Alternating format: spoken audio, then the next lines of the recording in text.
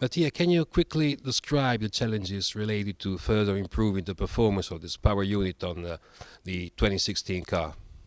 Right.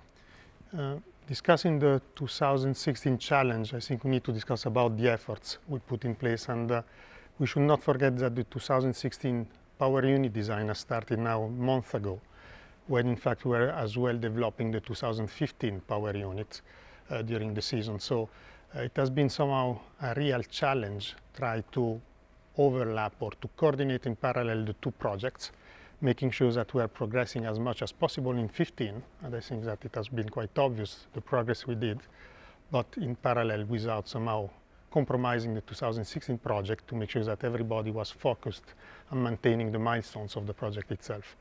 Now, while in terms of effort, that was a huge effort, and I think the team worked very well in that respect. In terms of design, it was clear to us that it was necessary and needed to do a step further compared to what we did in 15. So 15 has represented for us already a good step forward compared to the past, but again, to make sure that we are somehow leading the competition in terms of power unit, a further step was required, and somehow that was the real challenge.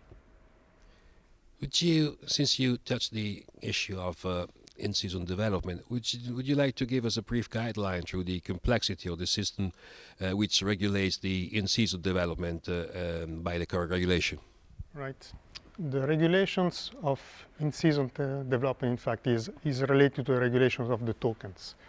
The tokens is a system in which we have a total amount of opportunities to develop, which is limited by the number of total tokens which are possible. Each token somehow is a modification possible. So we have a limited number of modification allowed, but each single items we are developing may have different weight due to the importance of the development itself. So certain development may count 3 tokens, other 2 or 1.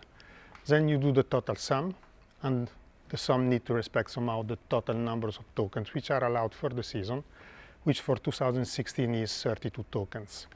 If by the start of the season you are not spending all of them, whatever you've not spent could be used during the season to do again some modifications and try somehow to develop your power unit. Today's hybrid engines, we're now the third season of this new generation, and they have reached a high degree of efficiency.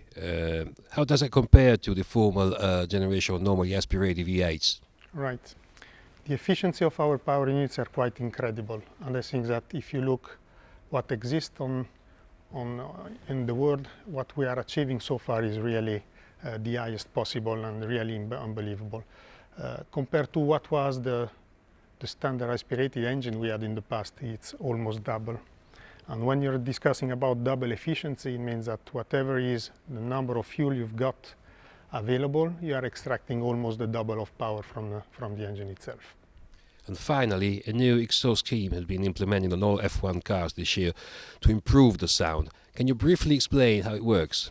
Right, that's a change of regulation to try to further improve the sound of the engine.